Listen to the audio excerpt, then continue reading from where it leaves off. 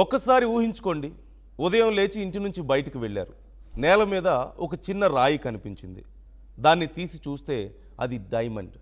కొన్ని గంటల్లోనే మీ ఖాతాలో కోట్లు పడితే సినిమా కథలా అనిపిస్తుంది కదా. కానీ ఆంధ్రప్రదేశ్లోని కర్నూలు నల్లమల ప్రాంతంలో మాత్రం ప్రతి ఏడాది ఇలాంటి ఆశతో వేలాది మంది నేలని జల్లెడ పడుతుంటారు. వర్షం పడిందంటే చాలు పొలాలు, వాగులు, గుట్టలు ఎక్కడ చూసినా సరే డైమండ్ హంట్ చేసేవాళ్లే కనిపిస్తారు. కొందరికి నిజంగానే లక్షల విలువైన డైమండ్స్ దొరికాయి కూడా. ఇంకొందరు ఏళ్ల తరబడి వెతికినా ఒక్క రాయి కూడా దొరకలేదు. అసలు ఈ డైమండ్ హంట్ ఎప్పుడు మొదలైంది? అక్కడ నిజంగానే వజ్రాలు ఉన్నాయా? ఇప్పటి వరకు ఎవరెవరికి దొరికాయి? కోట్ల రూపాయల డైమండ్స్ దొరుకుతుందన్న వార్తల్లో అసలు నిజం ఎంత? ఇవాళ ఈ వీడియోలో నేను క్లియర్గా చెప్పబోతున్నాను. లాస్ట్ వరకు చూడండి.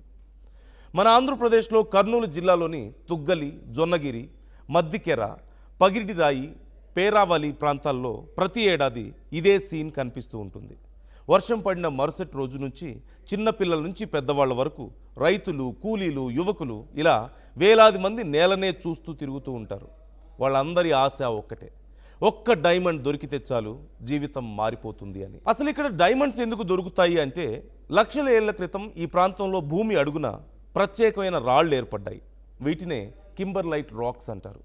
ప్రపంచంలో ఎక్కువగా న్యాచురల్ డైమండ్స్ ఇలాంటి రాళ్లలోనే ఏర్పడతాయి. అందుకే జియోలాజికల్ సర్వే ఆఫ్ ఇండియా అంటే జిఎస్ఐ ఈ ప్రాంతంలో డైమండ్స్ ఉండే అవకాశం ఉందని చాలా ఏళ్ల క్రితమే గుర్తించింది. అయితే గనులు త్రవ్వినట్లుగా ఇక్కడ పెద్దగా మైనింగ్ జరగదు. కానీ వర్షం పడితే నేల కొట్టుకుపోయి భూమిలో ఉన్న చిన్న చిన్న డైమండ్స్ పైకొచ్చే అవకాశం ఉంటుందని స్థానికులు నమ్ముతారు. ఈ డైమండ్ కథ ఇప్పటిది కాదు. విజయనగర రాజుల కాలం నుంచే రాయలసీమలో డైమండ్స్ దొరికేవంటూ చరిత్ర చెబుతోంది. అప్పట్లో ఇక్కడి నుంచి విదేశాలకు కూడా వజ్రాలు వెళ్ళేవట.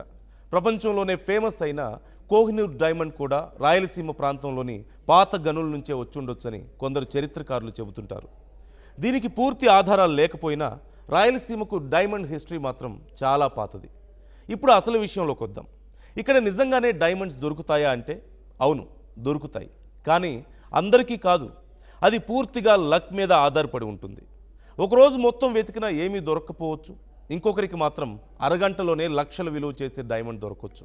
అందుకే అక్కడికి వెళ్ళేవాళ్ళు అదృష్టం ఉంటే ఒక్క రాయి చాలు అని అనుకుంటుంటారు. చాలామందికి ఒక డౌట్ ఉంటుంది, ఇప్పటి వరకు ఎంతమందికి డైమండ్స్ దొరికాయి అని. దీనికి ఎవరి దగ్గర ఎగ్జాక్ట్ నంబర్ లేదు. ఎందుకంటే డైమండ్ దొరికిన వాళ్ళలో చాలామంది ఆ విషయం బయటకు చెప్పరు. నేరుగా డీలర్స్ దగ్గరికి వెళ్ళి అమ్మేస్తారు. అందుకే ప్రభుత్వం దగ్గర కూడా సరైన రికార్డులు ఉండవు.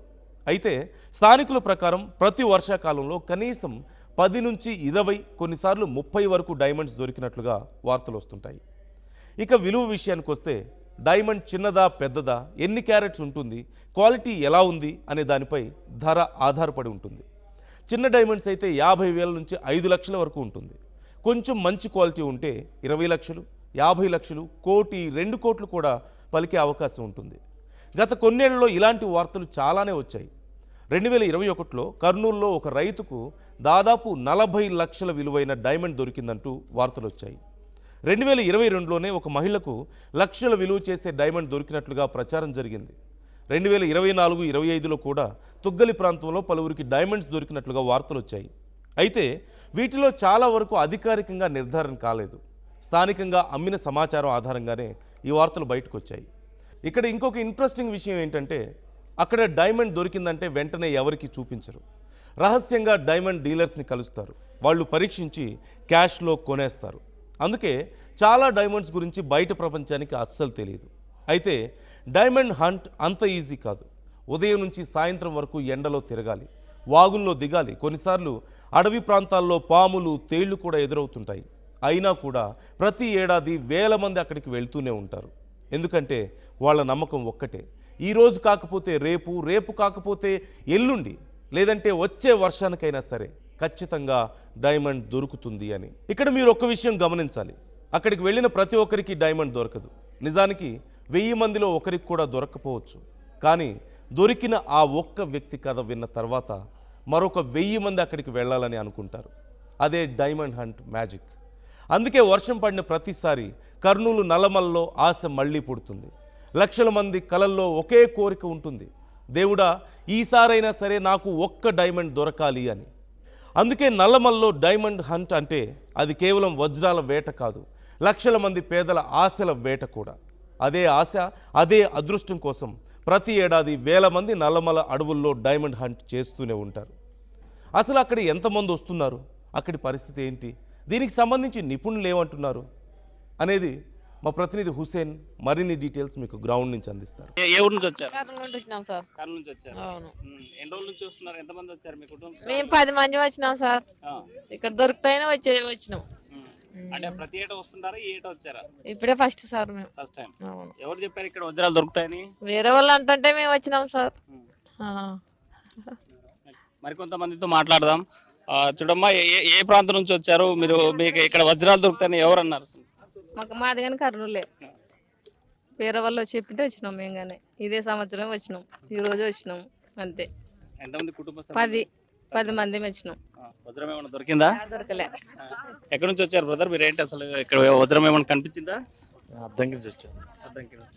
ఎన్ని రోజులు ఇక్కడికి వచ్చి? Just morning. అంటే అక్కడ నుంచి బ్యాచ్ గా వచ్చారా, సింగిల్ గా వచ్చారా? ఎంతమంది వచ్చారు? నేను వేరే ఊరి నుంచి వస్తే నాకు అనుకోకుండా వేరే వాళ్ళు మా ఫ్రెండ్స్ వాళ్ళు బయలుదేరుతున్నాను సరికి ఇంకా నేను ఇంకా అటు నుంచి ఇటు వచ్చేసాను డైరెక్ట్గా.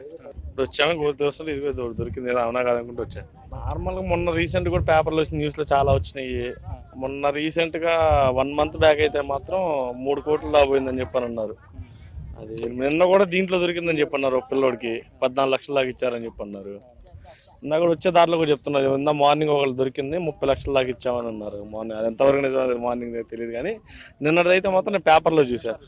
గుర్తున్నట్టు వచ్చినాం, ఫస్ట్ టైం వచ్చినాం. దొరుకుతుందేమో వచ్చినాం ఆశతో అంతే.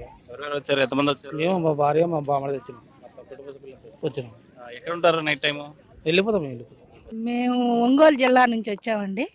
దొరుకుతున్నాయి, కష్టపడే వాళ్ళకి కష్టపడినాడు దొరుకుతున్నాయి.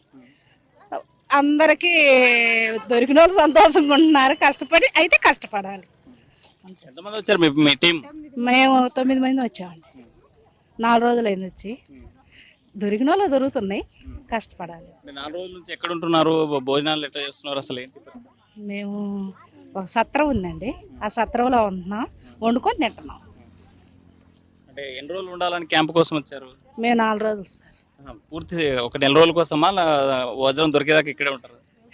వజ్రం దొరికేదాకా ఏం కాదు, 4 రోజులు ఉంటున్నాము. వజ్రం అదృష్టం, అది అదే చెప్పేది కాదు అంతే.